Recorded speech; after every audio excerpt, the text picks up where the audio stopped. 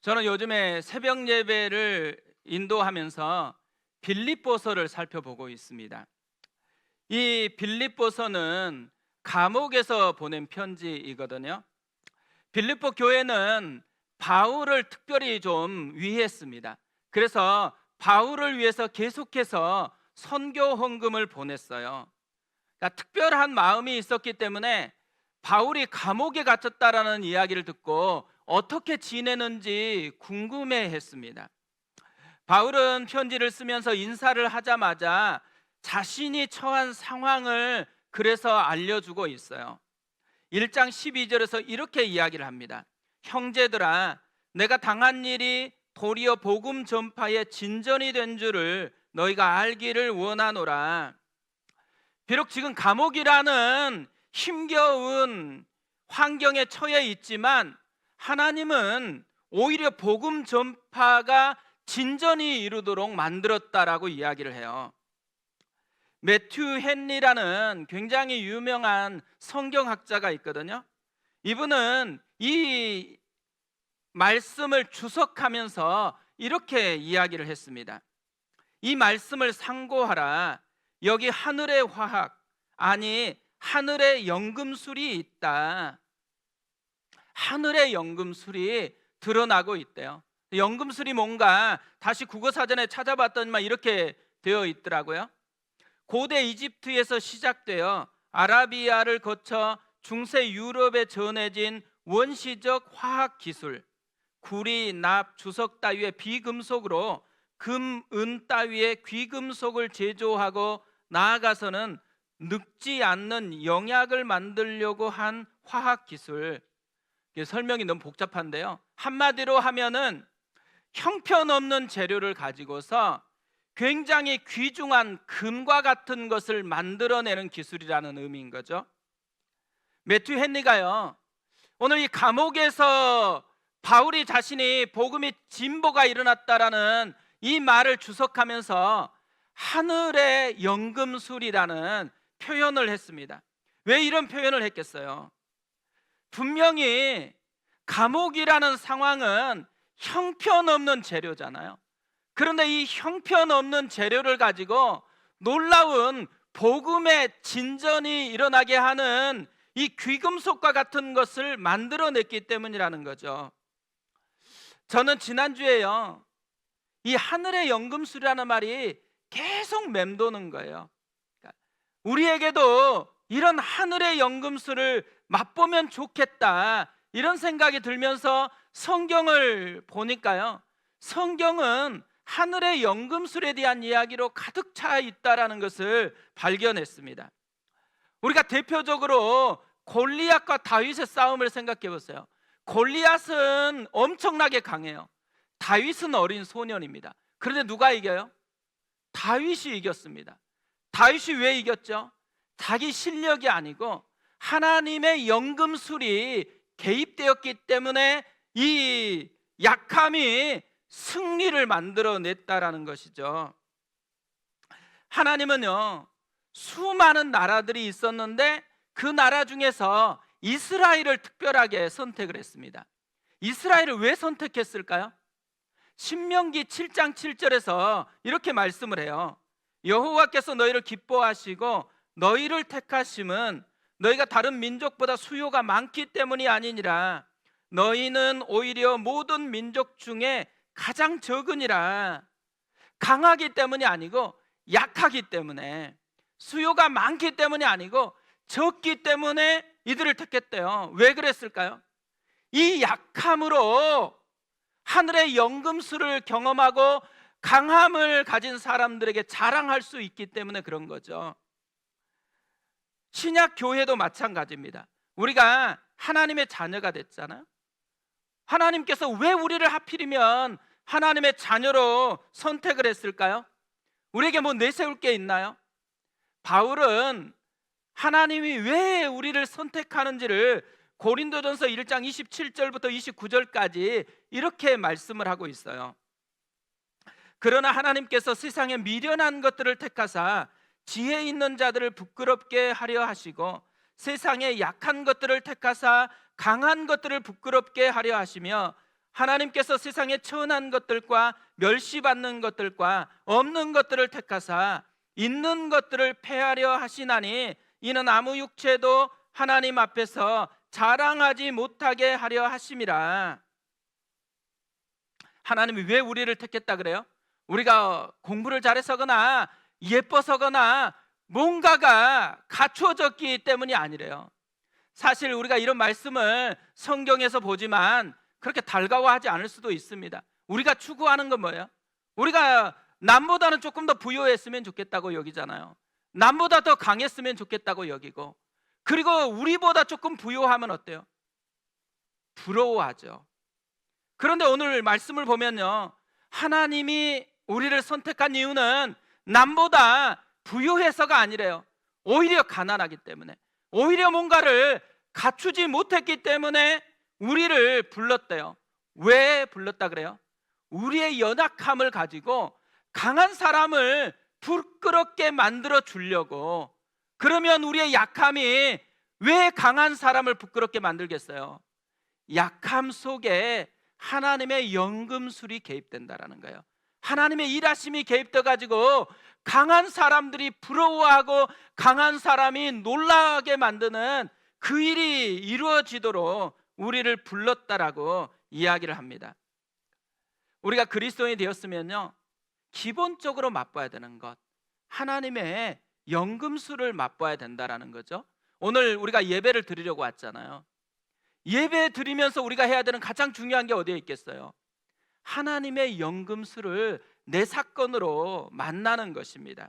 우리가 오늘 다른 어떤 것보다도요, 하나님이 지금 나에게 연금술을 통해서 내 안에 화학작용을 일으키겠다라는 거잖아요. 그게 뭔지를 누리게 해달라고 사모하고 그것을 바라면서 예배 가운데 나아가야 된다라는 거죠. 오늘 말씀을 보면요, 두 가지 이야기를 다루고 있어요.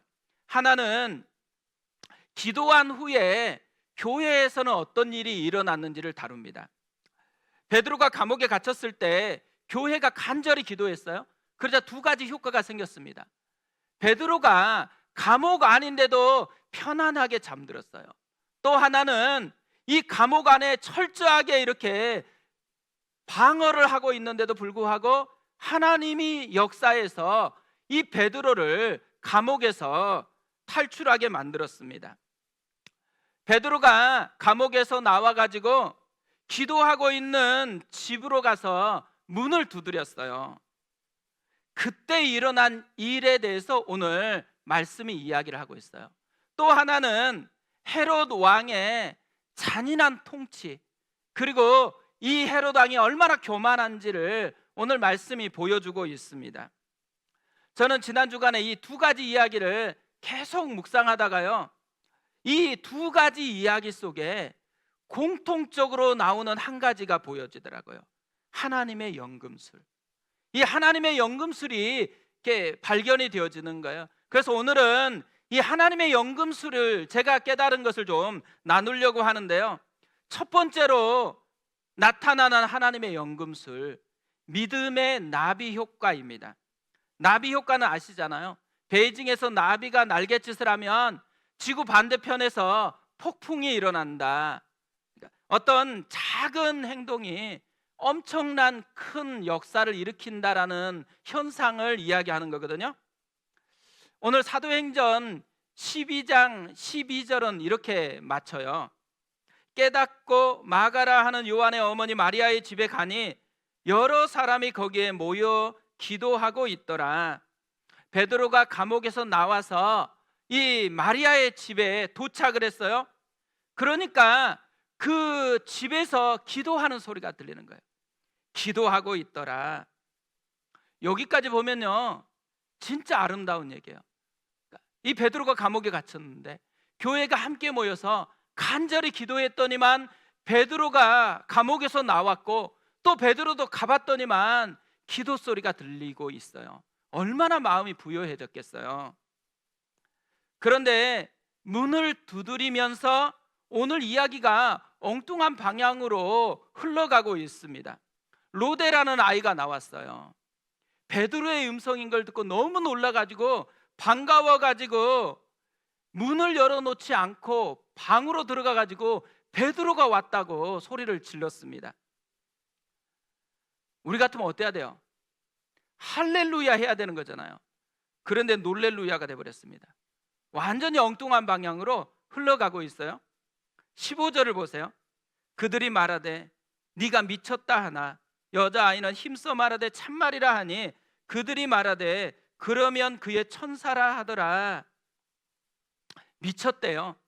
그래서 억울해가지고 진짜다 얘기했더니만 그러면 천사다 이렇게 얘기했습니다. 기도하고 있었던 사람들이잖아요. 근데 지금 반응은 굉장히 당황스러워요. 그런데 오늘 말씀이요 12절에서 딱 끝마치고 그냥 헤롯 왕의 이야기로 넘어가면 아름다운 결말이잖아요. 근데 왜 이런 얘기를 성경이 굳이 기록하고 있을까요?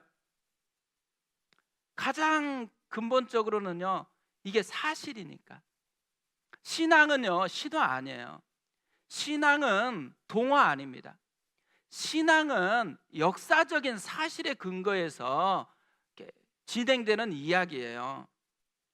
이것이 진짜 이런 일이 있었다라는 것을 숨김없이 그래서 기록하고 있는 거예요. 또 하나요, 이게 사실이면 우리에게도 이런 일이 일어날 수 있다라는 것을 알려주는 것이죠.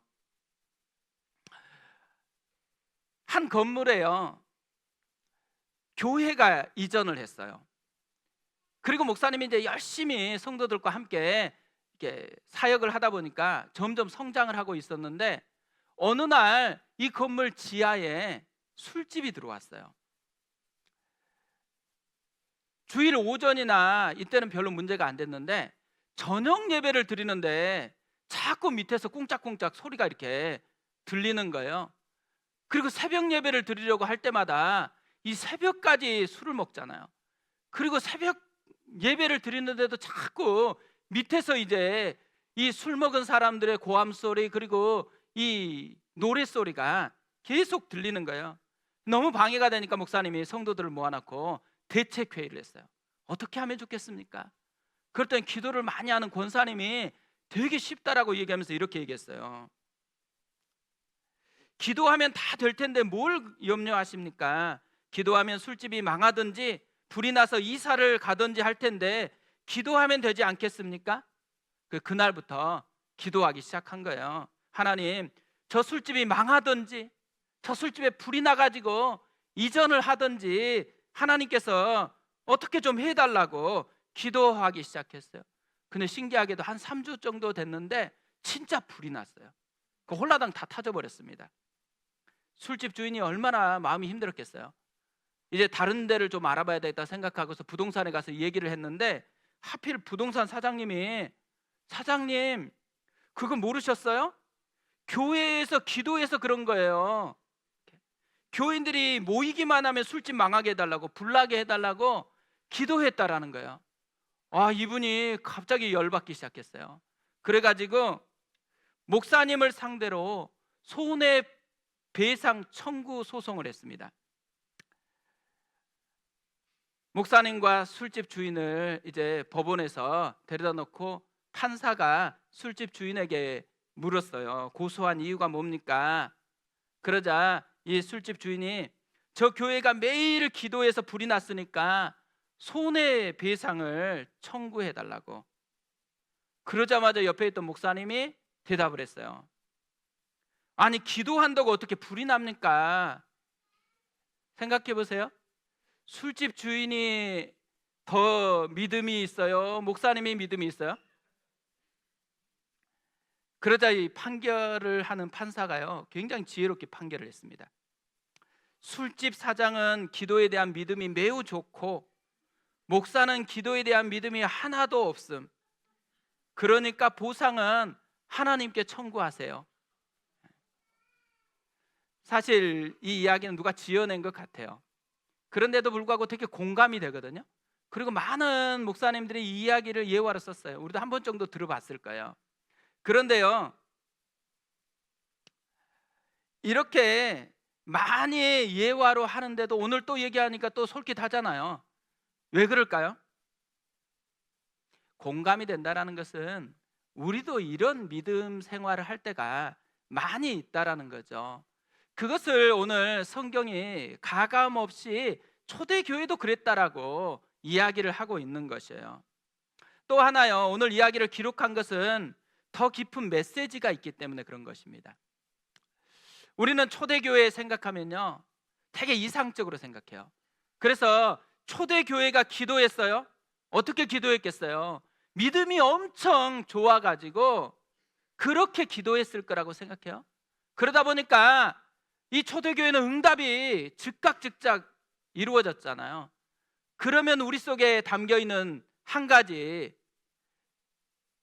믿음이 강해야지 기도가 응답된다, 이런 신학이 우리 가운데 이제 새겨지게 되어지는 것이죠.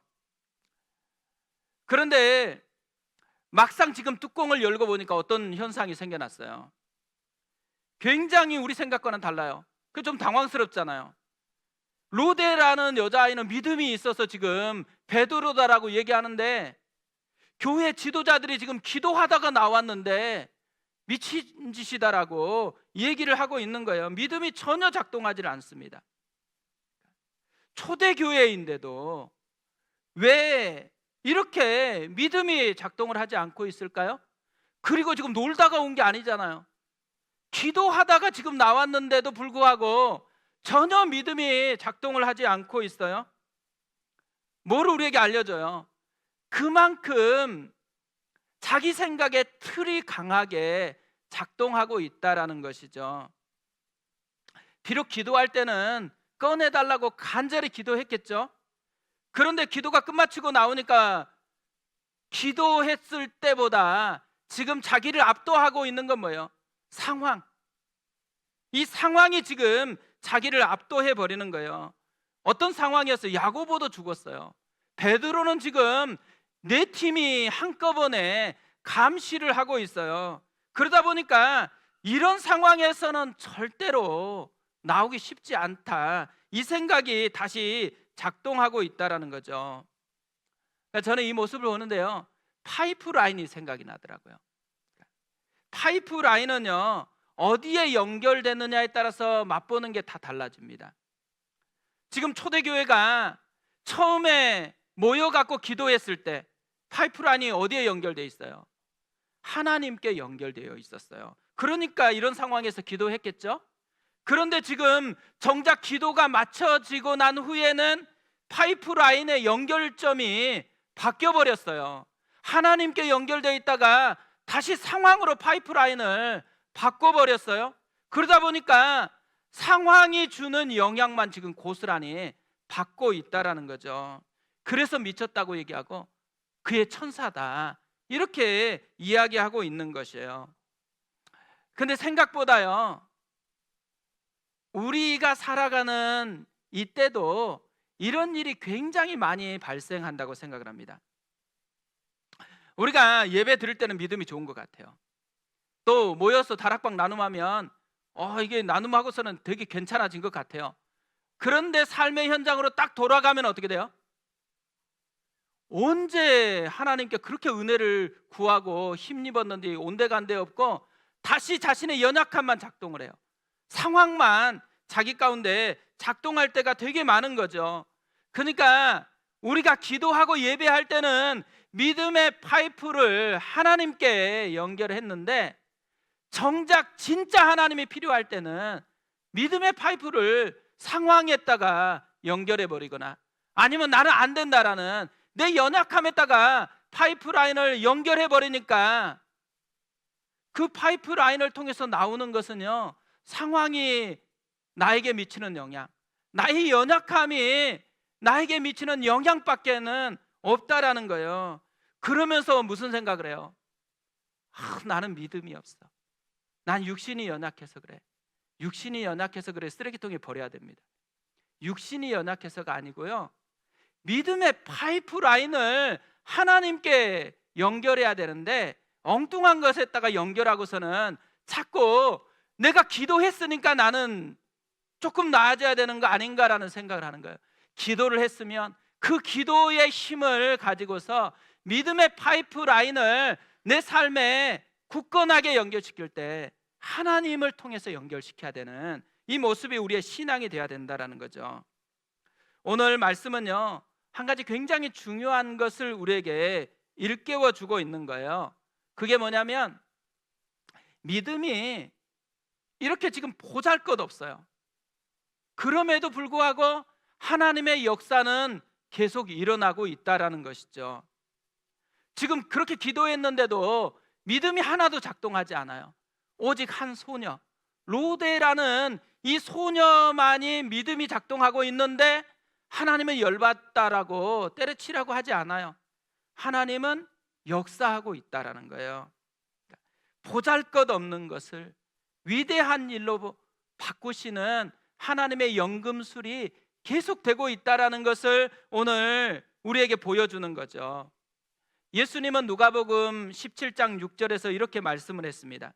주께서 이르시되 너희에게 겨자씨 하나일 만한 믿음이 있었더라면 이 뽕나무더러 뿌리가 뽑혀 바다에 심겨라 하였을 것이요 그것이 너희에게 순종하였으리라. 복숭아 씨앗 아니에요. 배 씨앗 아닙니다. 겨자씨, 아주 작은 겨자씨 하나일 만한 믿음이 있어도 하나님의 연금술은 놀라운 역사를 만들어낸다라고 이야기하고 있는 거죠. 이 말씀은 어떤 의도로 우리에게 말씀하고 있겠어요? 믿음이 얼마나 크냐 작냐 이걸 따지지 말라는 거예요. 그냥 믿음이 아주 작은 것이라도 있으면 그것으로 기도하라는 거예요. 그것으로 반응해 보라는 거예요. 그러면은 이 작은 것을 통해서 위대한 것을 만드시는 하나님의 손길이 나타날 것이라는 거죠. 역사는요, 내 믿음의 크기에 의해서 결정되는 게 아니라는 거예요. 하나님의 손에 의해서 결정된다라는 거예요. 그래서 하나님의 연금술이 일어나는 순간 아주 작은 것, 아주 보잘것없는 것일지라도 놀라운 역사가 일어나게 되어 있다라는 것을 우리에게 보여주는 거죠. 그렇기 때문에요, 아주 작은 믿음으로 기도했을지라도 기대하라는 거예요. 하나님의 연금술을. 두 번째로 제가 발견한 하나님의 연금술은요, 세상의 손이 아무리 강해 보여도 모든 것은 하나님의 손에 달려 있다라는 거예요. 좀 길지만 모든 것이 하나님의 손에 달려 있다. 오늘 말씀을 보면 대비가 이루어지고 있거든요. 헤롯 왕과 교회. 헤롯 왕은 굉장히 잔인하면서 또 강력하게 통치를 하고 있어요. 그래서 자기 마음에 안 드니까 야고보도 죽여버렸고 베드로도 죽이려고 감옥에 가둬놨습니다. 반면에 교회 너무 무력해요. 너무 연약합니다. 그래서 힘이 없으니까 교회가 할 수 있는 것은 기도밖에 없었어요. 헤롯은요, 교회에만 그렇게 강하게 통치한 게 아니더라고요. 이 파수꾼들이 놓쳤다고 아예 싹 다 죽여버렸습니다. 그리고 두로와 시돈에서 연설을 하니까 백성들이 신의 소리고 사람의 소리가 아니라고 아부를 해요. 왜 아부를 해요? 그만큼 헤롯 왕이 강력하게 통치하고 있다라는 것을 보여주는 거죠. 그러니까 세상은 이렇게 헤롯 왕과 같은 이런 세력이 강하게 통치하고 있는 것처럼 보여요. 그런데 이 세상 속에 존재하는 교회, 이 세상 한복판을 살아가는 우리는 정말 연약한 것 같아요. 아무것도 할 수 없는 것 같아요. 그런데 놀라운 반전이 일어납니다. 23절을 보세요. 헤롯이 영광을 하나님께로 돌리지 아니하므로 주의 사자가 고치니 벌레에게 먹혀 죽으니라. 무슨 메시지를 주고 있어요? 아주 기본적으로는 교만하면 망한다라는 거죠. 하나님의 영광을 도적질하면 망한다라는 거예요. 그러니까 우리가 이것은 조심해야 되죠. 그런데요, 또 하나 깊은 메시지가 있어요. 세상이 온통 이 헤롯 왕의 손 아래에 있는 줄 알았는데요, 막상 뚜껑을 열어보니까 모든 것은 하나님의 손 아래에 있었다라는 것이 드러나고 있다라는 거죠.